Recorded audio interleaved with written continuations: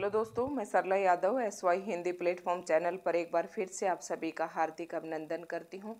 और हम अपने SY हिंदी प्लेटफॉर्म चैनल पर तैयारी कर रहे हैं HPSC PGT हिंदी और असिस्टेंट प्रोफेसर हिंदी। इसकी हम तैयारी कर रहे हैं और इसी के अंतर्गत आज हमारी होगी क्लास नंबर 7। तो ये तो पता ही है कि अभी तक मैं क्लास नंबर 6 तक डाल चुकी हूँ। जैसे ही HPSC ने असिस्टेंट प्रोफेसर का हिंदी का सिलेबस साइट पर डाला था, उससे पहले ही मैंने एक क्लास डाल दी थी जो कि अलंकार संप्रदाय था, और उसके अगले दिन ही सिलेबस आ गया था। फिर मैंने सारा उसी सिलेबस के अनुसार पढ़ाना शुरू कर रखा है। और स्वाभाविक तौर पर कि जो क्लास मैंने बिना सिलेबस आए डाली थी, सीधे तौर पर वही क्लास हमें पाठ्यक्रम में देखने को भी मिली। तो अभी तक मैंने जो करवाए हैं वो मैं बता देती हूँ। आपके सिलेबस में यूनिट नंबर तो पता नहीं है शायद कौन सी है, लेकिन काव्य शास्त्र वाली यूनिट हम करवा रहे हैं।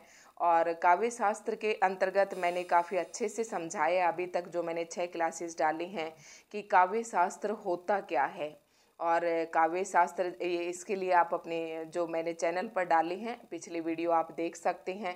काव्य शास्त्र के बारे में मैंने काफ़ी अच्छे से और 6 के 6 जो संप्रदाय हैं, अलंकार संप्रदाय, रस संप्रदाय, वक्रोक्ति, रीति, ये सारे संप्रदाय मैंने पढ़ा दिए हैं। तो काव्य शास्त्र के अंतर्गत हमारा एक टॉपिक आता है कि काव्य लक्षण क्या हैं। अब आपके सिलेबस में दे रखे हैं काव्य शास्त्र वाले यूनिट में कि काव्य लक्षण, काव्य हेतु और काव्य प्रयोजन, काव्य हेतु और काव्य प्रयोजन, ये तीनों हम पढ़ेंगे एक एक करके एक एक क्लास में। ठीक है, तो आज की इस वीडियो लेक्चर में हम पढ़ेंगे काव्य लक्षण। और आप सोच रहे होंगे कि मैं इस प्रकार का मैटर जो है ये क्यों लेकर आई हूँ आज के इस टॉपिक के लिए।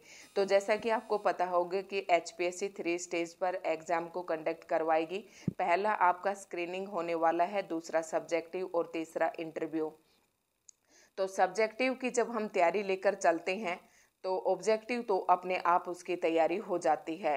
तो मेरे पास काफ़ी कमेंट आए हुए हैं कि मैम सब्जेक्टिव पेपर की तैयारी करवाइए, और अदर सब्जेक्ट वालों के भी आ रहे हैं कि मैम किस प्रकार से HPSC के जो आंसर हैं हमें लिखने हैं। तो इसके लिए बहुत ही जल्द आपको एक वीडियो मिलने वाली है और उस पर मैं आपको ये दिखाऊंगी कि किस प्रकार से मैंने आंसर राइटिंग की थी। मैंने 13 क्वेश्चन अटैम्प्ट किए, उसके बावजूद भी मेरे 67 मार्क्स आए। तो मैं ये सोच के चलती हूँ कि हिंदी में से अगर हम एक क्वेश्चन में 5 मार्क्स 10 में से लेते हैं तो वो कम नहीं होते। और कितने पेजेस भरे, मैंने बहुत ज़्यादा नहीं लिखा था, शॉर्ट में अभी बता देती हूँ। मैंने सिर्फ जो क्वेश्चन की रिक्वायरमेंट थी, जो प्रश्न में पूछा था, क्योंकि मेरे पास समय का अभाव था, मैं पहले ही प्रश्न में बहुत ज़्यादा उलझ गई थी और आधा घंटा मेरा वहीं पर लग गया था। तो बाकी जो 13 क्वेश्चन है, 12 क्वेश्चन है, वो मैंने 2.5 घंटे में अटैम्प्ट किए थे। तो ये कभी हम, और मैंने वीडियो डाल भी रखे हैं और सभी मैंने अपना जो एक्सपीरियंस था वो मैंने अपने चैनल पर से सारा शेयर कर रखा है, तो आप वहाँ से वीडियो देख सकते हैं। तो आज की इस वीडियो में हम केवल लक्षण पढ़ेंगे और एक और, या तो मैं लाइव क्लास लूँगी या फिर मैं एक और वीडियो बनाकर डाल दूँगी सब्जेक्टिव के ऊपर, क्योंकि अभी सब्जेक्टिव पेपर में टाइम है और मैं आपको समय रहते अच्छे से आपके सब्जेक्टिव की तैयारी करवा दूँगी। अब क्या है कि HPSC जो है सब्जेक्टिव में अभी तक जैसे PGT की तर्ज पर देखें तो उसमें 15 क्वेश्चन आपको अटेम्प्ट करने होते हैं टोटल 18 में से, और 150 मार्क्स का आता है। तो इस हिसाब से आपका एक प्रश्न जो है 10 नंबर का बनता है। तो आप सोचेंगे कि मैम आप तो काफ़ी सारा जैसे मैटर लेकर आए हैं इस टॉपिक के लिए, तो बहुत ज़्यादा तो ये मैटर नहीं लेकर आई हूँ मैं, थोड़ा ही है। लेकिन देखो यहाँ से काव्य हेतु शुरू हो जाएंगे, तो आपको इसमें से छांट कर ना 10 नंबर लायक बनाना है। अब 10 नंबर लायक बनाना है तो आपको थोड़ा सा ये नहीं कि बिल्कुल आप नपे तुले शब्दों में ही इसके नोट्स बनाओगे, क्योंकि लिखते वक्त कुछ एक हमारे, अगर हमारा कंसेप्ट क्लियर है तो कुछ एक शब्द हमारी तरफ से ऐड भी हो जाते हैं, और कुछ एक शब्द जो है, वाक्य जो है, एक शब्द क्यों बहुत सारा हमारे से छूट भी जाता है, और जो हमारे दिमाग में कंसेप्ट होता है वही वहाँ पर लिखा जाता है। इसलिए कंसेप्ट को आप अच्छे से समझें, कभी भी प्रश्नों को रटने की कोशिश ना करें। आप ये बात ध्यान रखना, क्योंकि वहाँ पर परीक्षा का इतना इतना दबाव रहता है कि जो आप याद करके जाएंगे 1% भी आपके दिमाग में नहीं आएगा, और अगर आप याद किया हुआ याद करने लग गए तो फिर आपका पेपर रह जाएगा। ये दोनों ही कंडीशन है। ये हम बात करेंगे किसी एक और वीडियो में। मैं बहुत जल्द एक वीडियो डालने वाली हूँ क्योंकि काफ़ी सारे कमेंट मेरे पास आ रहे हैं। तो शुरू करते हैं हम अपने काव्य लक्षण का। आपके पास प्रश्न इस प्रकार से देखने को मिलेगा, अगर ये प्रश्न आपके एग्जाम में आता है तो काव्य लक्षण क्या है। पहले तो विभिन्न संस्कृत आचार्यों द्वारा प्रवर्तित काव्य लक्षणों की विवेचना कीजिए, ठीक है। या फिर प्रश्न आएगा काव्य लक्षण को परिभाषित करते हुए संस्कृत आचार्यों द्वारा बताए गए विभिन्न काव्य लक्षणों पर विचार कीजिए, ठीक है। तो आप देख रहे होंगे कि जो काव्य शास्त्र है उसमें विभिन्न प्रकार के जो मत हैं वो संस्कृत आचार्यों द्वारा ही दिए गए हैं। तो संस्कृत आचार्यों के लक्षण हमें पढ़ने हैं यहाँ पर, ठीक है। अब शुरू करते हैं इस टॉपिक को। अब पहले आपको सबसे पहले प्रश्न की प्रकृति को समझना है कि प्रश्न क्या पूछा है। आपको उस बात पर अपना ध्यान केंद्रित करना है, अपने दिमाग में वो मैटर ले आना है कि प्रश्न को पढ़ते ही कि मुझे इसके आंसर में क्या लिखना है। तो काव्य लक्षण क्या है, पहले तो आपको ये पता होना चाहिए। फिर आपको ये बताना है कि विभिन्न जो आचार्य थे उन्होंने काव्य लक्षणों की विवेचना किस प्रकार से की, उनके मत बताने हैं, ठीक है। फिर है कि काव्य लक्षण को परिभाषित करते हुए संस्कृत आचार्य द्वारा बताए गए विभिन्न काव्य लक्षणों पर विचार कीजिए। तो प्रश्न किसी भी प्रकार से आपसे पूछा जा सकता है। अब शुरुआत करते हैं प्रश्न की। काव्य के लक्षण पर काव्य शास्त्र के आरंभिक दौर से ही विभिन्न विमर्श होने लगे। मतलब काव्य शास्त्र का जब आरंभिक दौर चल रहा था, जब काव्य शास्त्र पर चर्चा हो रही थी, शुरुआती दौर में ही काव्य के लक्षणों पर चर्चा होने लगी, विचार विमर्श होने लगे। ये विमर्श किसी न किसी रूप में अब भी जारी हैं। मतलब आप चाहे हिंदी के आचार्य हो, चाहे हिंदी के लेखक हो या फिर संस्कृत के लेखक हो, अभी भी ये जो विचार विमर्श है वो किसी न किसी रूप में अभी भी चला हुआ है। काव्य लक्षण की परिभाषा इस प्रकार दी जा सकती है, जैसे कि आपके प्रश्न की प्रकृति थी कि काव्य लक्षण को परिभाषित कीजिए। तो सबसे पहले आपको परिभाषा नोट डाउन करनी है। अगर मैं सीधे तौर पर अगर मैं ये परिभाषा आपको बताती तो हो सकता है ये बातें जो आपने 1.5-2 लाइनें पढ़ी हैं इनसे आपका कंसेप्ट और भी ज़्यादा क्लियर हो जाएगा। काव्य लक्षण कविता की उन विशेषताओं या लक्षणों की तलाश है जिनमें अति व्याप्ति या अव्याप्ति दोष न हो। अति व्याप्ति मतलब आवश्यकता से अधिक, या अव्याप्ति या आवश्यकता से कम ही हो, ठीक है। मतलब काव्य लक्षण कविता की उन विशेषताओं की तलाश है कि काव्य लक्षण मतलब देखना, मैं कोई काव्य लिख रही हूँ, मैं कोई कविता लिख रही हूँ, तो कविता के अंदर कुछ ऐसी विशेषताएं जो जरूर होनी चाहिए, ना तो वो मात्रा से अधिक होनी चाहिए और ना ही आवश्यकता से कम होनी चाहिए। तो यही इन्होंने कहा है कि कविता की उन विशेषताओं या लक्षणों की तलाश है जिनमें अति व्याप्ति या अव्याप्ति दोष न हो, साथ ही जिनमें नामोल्लेख इत्यादि व्यवहार जो है व्यवहार साधक उपायों की उपस्थिति न हो।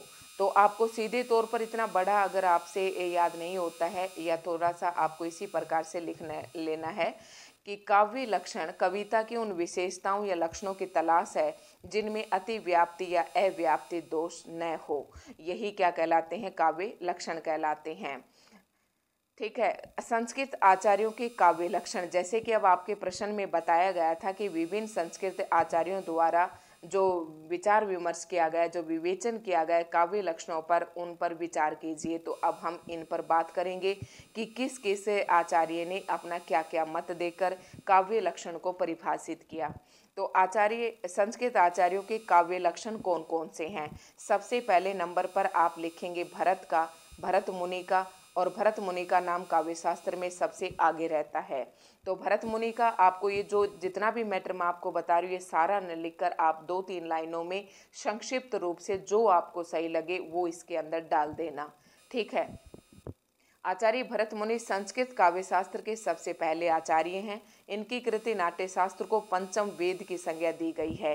प्रश्न नंबर 1। अब आप कहीं से भी अगर लाइनर क्वेश्चन पढ़ते हैं या एक रेखीय प्रश्न पढ़ते हैं तो वो भी आपको यहीं से मिलने वाले हैं। अब आपसे वहाँ से प्रश्न आप अपने खुद बना सकते हैं। पहले काव्य की परिभाषा लिखिए, लक्षण की परिभाषा लिखिए, फिर उसके बाद विभिन्न आचार्यों ने जो अपने मत दिए हैं वो लिखिए। तो सबसे पहला मत भरत मुनि का है और भरत मुनि की एक पुस्तक है नाट्य शास्त्र।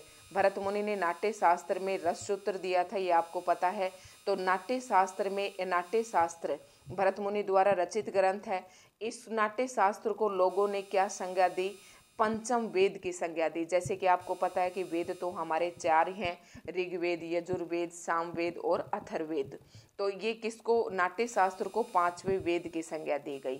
इससे भरत मुनि की प्रतिभा और प्रतिष्ठा का पता चलता है। इस बहुचर्चित कृति में नाट्य और काव्य में कोई भेद न मानकर नाट्य कला की मार्मिक विवेचना की गई है। अब नाट्य शास्त्र के अंतर्गत किसका मार्मिक विवेचन किया गया है? नाट्य कला का मार्मिक विवेचन किया गया है। ठीक है। और इस नाट्य शास्त्र को पढ़ने से हमें भरत मुनि की जो प्रतिभा है और उसकी प्रतिष्ठा का पता चलता है। आचार्य भरत ने स्पष्ट रूप से किसी काव्य लक्षण का उल्लेख नहीं किया। जैसे कि कोई विशेषता बतानी हो, जैसे कि आपको कोई कहे काव्य लक्षण का मतलब आप ये ले सकते हैं कि काव्य की विशेषताएं। ठीक है। अब मैं सरला हूँ, मान लो मेरी कोई विशेषता बताने के लिए कहे तो कोई आप एक विशेषता बताइए। ठीक है। ऐसा तो है नहीं कि मेरे अंदर सारी विशेषताएं हैं। ठीक उसी प्रकार से काव्य के लक्षण थे, तो सभी ने अपने अपने मत से काव्य के लक्षण बताए। तो भरत मुनि ने क्या किया? किसी एक काव्य लक्षण का उल्लेख नहीं किया। उन्होंने काव्य बंध की शोभा बढ़ाने वाले 36 लक्षणों का वर्णन अवश्य किया है और काव्य कला की प्रशस्ति इस तरह प्रकट की। तो ये एक शब्द है, संस्कृत के लिए मैं थोड़ा सा आपसे माफ़ी चाहूँगी, बाकी मैं आपको इसका सरलार्थ जरूर बता दूंगी।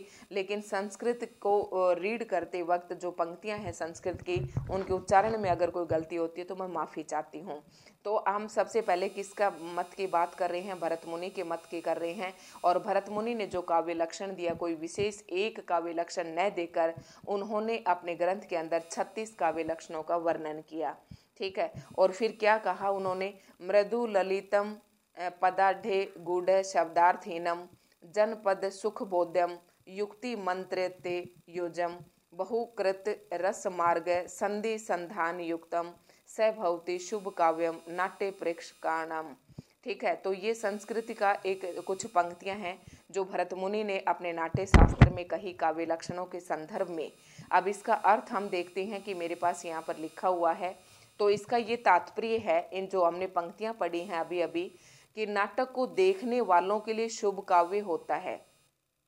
नाटक को देखने वालों के लिए शुभ काव्य वह होता है जिसकी रचना कोमल और ललित पदों में की गई हो। अब यहाँ पर भरत मुनि इन पंक्तियों के माध्यम से ये कहना चाहते हैं कि देखने वालों के लिए वह नाटक शुभ होता है या शुभ काव्य होता है जिस नाटक की रचना कोमल और ललित पदों में की गई हो, जिसमें शब्द और अर्थ गूढ़ न हो।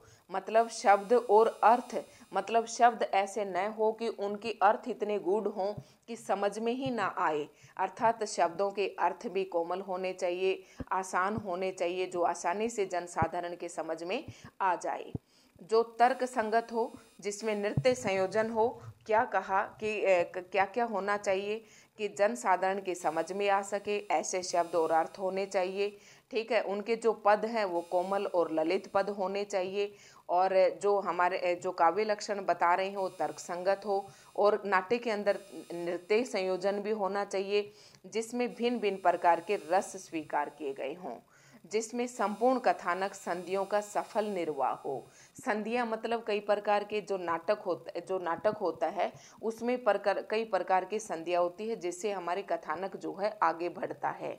नाटक का कथानक, तो कथानक का जो निर्वाह है वो सफल होना चाहिए, उसमें तारतम्य होना चाहिए। तो इतनी सारी बातें जो है भरत मुनि ने बता दी। अब जो मैं आपको अच्छे से परिभाषित करके बता दूंगी, आप उसका संक्षिप्त रूप लिख लेना। निस्संदेह उल्लेखित विवेचन व्यापक है।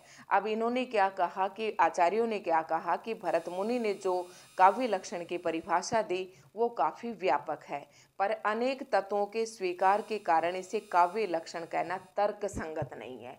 अब आचार्यों ने क्या कहा कि माना कि भरत मुनि ने काव्य लक्षण की परिभाषा दी, लेकिन जो परिभाषा दी, जो विवेचना की, वो काफ़ी व्यापक है, मतलब काफ़ी बड़ी है। इन सभी को काव्य तत्वों के रूप में स्वीकार करना काव्य लक्षण कहना उचित नहीं होगा। ठीक है, तात्विक विवेचना तभी संभव है जब स्पष्ट रूप से कोई काव्य लक्षण स्वीकार किया जाए। अब आचार्यों ने उनसे ये मतभेद, उनकी विवेचना निकाली, ये निष्कर्ष निकाला, भरत मुनि द्वारा दिए गए काव्य लक्षण की परिभाषा से ये सारांश निकाला कि इन्होंने किसी एक लक्षण को स्वीकार नहीं किया, तो हम उसे काव्य लक्षण कहना तर्कसंगत नहीं होगा कि जो मर्जी आया 36 के 36 जो तत्व थे वो सारे ही काव्य के लक्षण बता दिए। तो ये इनकी सबसे बड़ी इनकी विवेचना यही कि आचार्यों ने कि इन्होंने किसी एक काव्य लक्षण को स्वीकार नहीं किया। तो मतलब आचार्यों को ये कहना कि कोई एक विशेष काव्य लक्षण को स्वीकार किया जाए। आचार्य भरत मुनि के बाद, ठीक है, तो इनकी क्या कहकर लोगों ने आलोचना की कि इन्होंने किसी एक काव्य लक्षण को स्वीकार नहीं किया।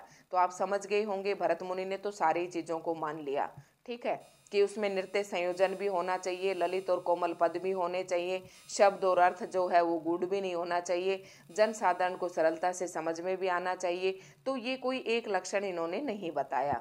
ठीक है, इस प्रकार के उनके द्वारा दी गई जो परिभाषा है वो काव्य लक्षण के संदर्भ में तर्क संगत नहीं है। आई होप आपको क्लियर हो गया होगा, भरत मुनि का जो मत था काव्य लक्षण को लेकर वो स्पष्ट हो गया होगा। दूसरा जो मत आता है, अब हम पढ़ेंगे आचार्य भामा। और भामा जो है 6ठी शताब्दी में इनका स्थान आता है, इनका कार्यकाल जो है 6ठी शताब्दी माना जाता है। भामा ने काव्य लक्षण को परिभाषित करते हुए कहा, भामा का जो है ये काफ़ी अच्छा है, इन्होंने कोई बहुत ज़्यादा नहीं बताए। शब्दार्थों सहितो काव्यम, वेरी मोस्ट इम्पोर्टेंट पंक्ति कई बार यूजीसी नेट, पीजीटी एस्टेट ये पंक्ति हर जगह पर पूछी जाती है। शब्दार्थों सहितो काव्यम, शब्द और अर्थ सहित भाव ही क्या है, काव्य है। इस पंक्ति का क्या अर्थ हुआ कि शब्दार्थों यानी कि शब्द और अर्थ सहित, सहितो मतलब सहित ही जो भाव है वह काव्य है। अर्थात एक ऐसा भाव जिसको कवि जो काव्य का रूप देना चाह रहा है उसके शब्द और अर्थ जो है ना, वो उनका शब्द और अर्थ सहित जो भाव है वही काव्य है। ठीक है, शब्द और अर्थ दोनों चीज यहाँ पर आ जाएंगी। सहित भाव यानी सहित भाव का मतलब है यानी साथ साथ होना, यानी कि शब्द और अर्थ दोनों साथ साथ होना। इस परिभाषा में निहित सहित शब्द इतना महत्वपूर्ण सिद्ध हुआ कि आगे चलकर ये सहित भाव ही साहित्य के रूप में काव्य के लिए स्वीकार कर लिया गया। ठीक है, सहितो, शब्दार्थो सहितो काव्यम, तो ये आचार्य भामा ने कहा था, ये पंक्ति भी ध्यान रखनी है। सहित से बना साहित्य शब्द कालांतर में अत्यंत लोकप्रिय और स्वीकृत हुआ। विश्वनाथ महापात्र नाम के एक संस्कृत आचार्य ने साहित्य दर्पण यानी विश्वनाथ जो आचार्य थे उन्होंने साहित्य दर्पण नामक ग्रंथ लिखा और इसमें इस ग्रंथ को लिखकर इस शब्द की व्यापक लोकप्रियता और प्रतिष्ठा पर मुहर लगा दी। मतलब क्या कहा कि जो इन्होंने आचार्य भामा ने जो परिभाषा दी थी शब्दार्थो सहितो काव्यम, तो इस सहितो शब्द यानी कि भामा द्वारा दी गई जो परिभाषा थी इसको काफ़ी अच्छे से इन्होंने स्वीकार किया विश्वनाथ जी ने अपने ग्रंथ साहित्य दर्पण में, और इसकी लोकप्रिय और प्रतिष्ठा को और भी अधिक बढ़ा दिया। वस्तुतः आज जो हम साहित्य शब्द का प्रयोग कर रहे हैं वह सदियों से इसी अर्थ में भारतीय समाज में स्वीकृत और प्रचलित है। ठीक है, अब प्रश्न ये उठता है कि साहित्य शब्द में आखिर ऐसी कौन सी विशेषता है, मतलब साहित्य शब्द जो है वो साहित्य से ही बना है, साहित्य शब्द में ऐसा कौन सा क्या चीज़ है कि प्रश्न ये उठता है कि साहित्य शब्द में आखिर ऐसी कौन सी विशेषता है जिसके कारण शब्द और अर्थ साहित्य पद प्राप्त करते हैं। देखा जाए तो शब्द और अर्थ तो हर जगह साथ साथ रहते हैं। आप जो भी शब्द बोलते हैं या आप कोई भी शब्द लिखते हैं तो उसका कोई ना कोई अर्थ जरूर होता है। तो अब ये प्रश्न ये उठा विभिन्न प्रकार के आचार्यों के मन में कि ये है क्या चीज़। ठीक है, जिसको जो वैसे तो शब्द और अर्थ साथ साथ ही रहते हैं। फिर इन्होंने कहा कि प्रश्न ये उठता है कि साहित्य शब्द में आखिर ऐसी कौन सी विशेषता है जिसके कारण शब्द और अर्थ साहित्य पद प्राप्त करते हैं, कि शब्द और अर्थ को ही साहित्य पद मान लिया गया। देखा जाए तो शब्द और अर्थ तो हर जगह रहते हैं। अब देखते हैं, ठीक है। तो आचार्य कुंतक ने फिर साहित्य पद शब्द और अर्थ में ऐसी कौन सी विशेषता प्राप्त कर लेते हैं जिसको साहित्य पद पर प्रतिष्ठित कर दिया गया। संस्कृत आचार्य कुंतक ने इस संदर्भ में अत्यंत उल्लेखनीय बात कही है।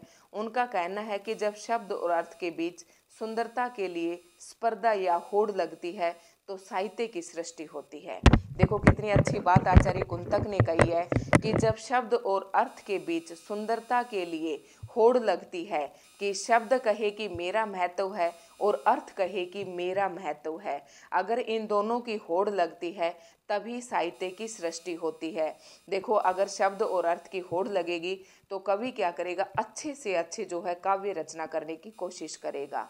सुंदरता की इस दौड़ में शब्द अर्थ से आगे निकलने की कोशिश करता है और अर्थ शब्द से आगे निकले जाने के लिए प्रयत्नशील रहता है। फिर ये निर्णय कठिन हो जाता है कि कौन अधिक सुंदर है। शब्द और अर्थ की ये स्पर्धा ही सहित भाव है। स्पर्धा, ठीक है, भाव है जो निसंदेह साहित्य का विशेष धर्म है। ठीक है, तो आई होप आप इन्हें दो पंक्तियों में आसानी से समझ गए होंगे। ये भामा द्वारा दी गई थी और भामा के मत का समर्थन किस किसने किया ये मैंने आपको बताया। अभी आचार्य विश्वनाथ ने समर्थन किया और एक अभी आचार्य कुंतक ने इस बात का समर्थन किया। तो आचार्य आप विश्वनाथ का नाम बता सकते हैं और चौथे नंबर पर आप कुंतक को ले सकते हैं। पहले नंबर पर भरत मुनि, दूसरे नंबर पर भामा, तीसरे नंबर पर आप कुंतक को ले सकते हैं और चौथे नंबर पर आप इसको भामा को ले सकते हैं। भामा की परंपरा में ऐसे आचार्यों की सूची लंबी है जो शब्द और अर्थ के संबंध पर साहित्य पद को स्वीकार करते हैं। मतलब ये कहा है कि जो भामा ने परिभाषा दी काव्य लक्षणों की, उस परंपरा को निभाने वाले बहुत से ऐसे कवि हुए, बहुत से ऐसे आचार्य हुए जिन्होंने शब्द और अर्थ के संबंध पर साहित्य पद को स्वीकार कर लिया। आचार्य रुद्रट ने ननु शब्दार्थो काव्यम कहकर शब्द और अर्थ के काव्य के अनुकूल विभिन्न व्याख्याएं की, ठीक है, तथा शब्द और अर्थ के उपादान पर बल दिया। धवन्याचार्य, आनंदवर्धन और अभिनव गुप्त भी शब्दार्थ को ही काव्य मानते हैं। अब यहाँ पर आप ये कह सकते हैं कि शब्द और अर्थ को काव्य का लक्षण मानने वाले जो कवि हैं उस परंपरा में आचार्य भामा, आचार्य रुद्रट और यहाँ पर एक नाम और आया था ध्वनिवादी आचार्य आनंदवर्धन और अभिनव गुप्त भी शब्दार्थ को ही काव्य मानते हैं, पर वे शब्दार्थ को काव्य का शरीर और ध्वनि को उसकी आत्मा स्वीकार करते हैं। ये बातें इंपॉर्टेंट है, ये वाली जो मैंने लाइनें आपको बताई है जरूर नोट कर लेना। आचार्य मम्मट ने ग्रंथ काव्य प्रकाश में, अब आचार्य मम्मट का मत आता है तो आपको ये नहीं कि 10 के 10 दे रखे तो आप 10 के 10 लिखें। आप अपने प्रश्न को भी देखें कि आपके प्रश्न को 10 मिनट ही मिलेंगे। एक प्रश्न को आप 10 मिनट में कितना लिख सकते हैं, आपको उतना ही लिखना है और 10 मिनट में सारा भी लिखना है। तो अपने ग्रंथ काव्य प्रकाश में ऐसे शब्दार्थ को काव्य माना है जो दोष रहित हो। तो ये आचार्य मम्मट ने क्या कहा, तद्दोषो शब्दार्थो सैगुणा वन अलंकृति पुनः कयापि। तो इन्होंने क्या कहा, ऐसे शब्दार्थ को काव्य माना है जो दोष रहित हो, अर्थात उसके अंदर कोई काव्य दोष न हो। यदि इस लक्षण की व्याख्या करें, कौन से लक्षण की, इस लक्षण की, ये किसने दिया, तद्दोषो शब्दार्थो सैगुणा वनलंकृति, ये किसने दिया, ये आचार्य मम्मट ने कही।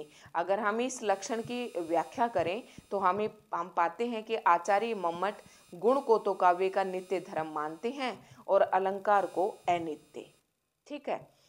गुण काव्य शोभा का संपादन करते हैं और अलंकार इसे बढ़ाते हैं। मतलब गुण जो है काव्य की शोभा जो संपादन करते हैं और अलंकार जो है उस शोभा को बढ़ाते हैं। इस प्रकार मम्मट काव्य में गुणों का होना अनिवार्य मानते हैं और अलंकारों को वैकल्पिक।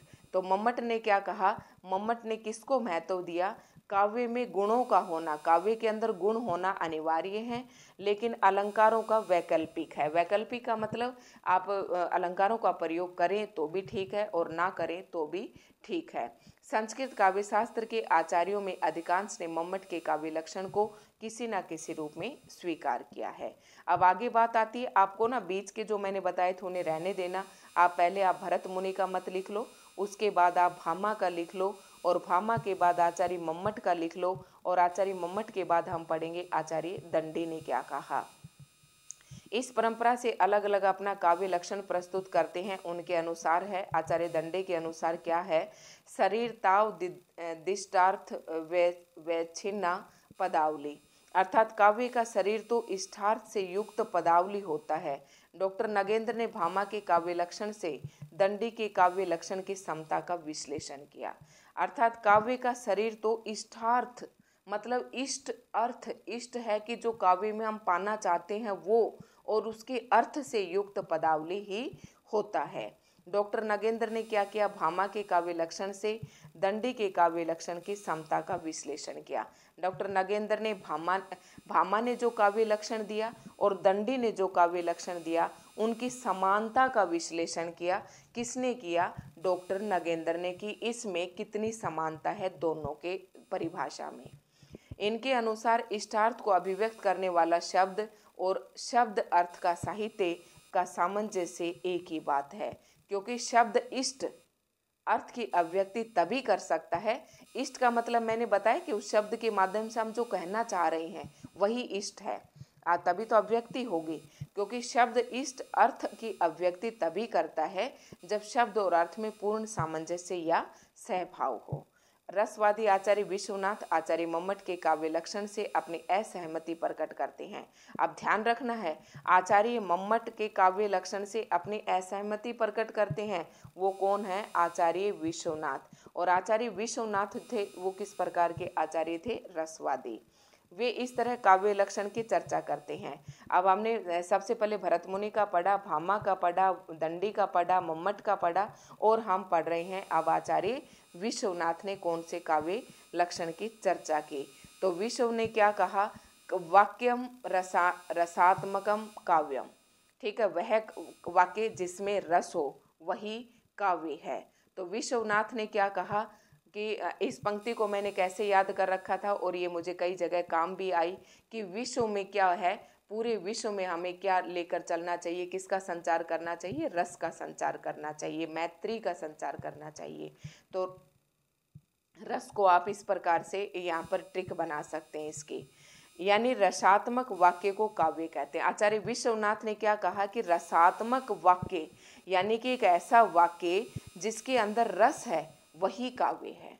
इस काव्य लक्षण में रस शब्द का प्रयोग अत्यंत व्यापक अर्थ में किया गया है। शब्द की व्यापकता में क्या क्या है, रस है, रसाभाव, भाव, भावाभास, भावोदय, भाव संधि, भाव सबलता और भाव शांति आदि सभी समाहित हैं। लेकिन रस शब्द जहाँ इस काव्य लक्षण की महत्वपूर्ण विशेषता का आख्यान करता है, वहीं इस शब्द से एक सीमा भी बन जाती है। वह यह कि यह लक्षण रस तथा रसाय व्याधि की परिधि से बाहर नहीं निकल जाता। तो इतना बड़ा आपको नहीं लिखना है, बस आपको ये लिखना है कि आचार्य विश्वनाथ ने क्या कहा, वाक्यम रसात्मक काव्यम, यानी कि रसात्मक वाक्य को ही इन्होंने क्या कहा, काव्य कहा। और इन्होंने क्या कहा कि इस शब्द की जो है ना, शब्द का प्रयोग काव्य लक्षण में रस शब्द का इन्होंने प्रयोग किया, और रस शब्द का जो व्यापक अर्थ है वो उसमें ये सारी चीज़ें आ जाती हैं। आपको ये लाइन लिखनी है, ठीक है। उसके बाद हम बात करते हैं अलंकारवादी आचार्यों भामा, दंडी, रुद्रट की दृष्टि में रस ही काव्य का फल है। इन आचार्यों ने एकमात्र रस को ही स्वीकार किया, यानी कि आचार्य भामा, दंडी और रुद्रट जो थे ये सारे रसवादी आचार्य थे, और उन्होंने एकमात्र रस को ही काव्य लक्षण के रूप में स्वीकार किया। फिर भी आचार्य विश्वनाथ का ये काव्य लक्षण अनेक दृष्टियों से महत्वपूर्ण है। कैसे, और अगला आता है पंडित जगन्नाथ का क्या मत है। काव्य लक्षण का प्रवर्तन करने वालों में पंडित जगन्नाथ का नाम भी अत्यंत उल्लेखनीय है। और पंडित जगन्नाथ क्या कहते हैं, रमणीयार्थ प्रतिपादक काव्य शब्द है काव्यम।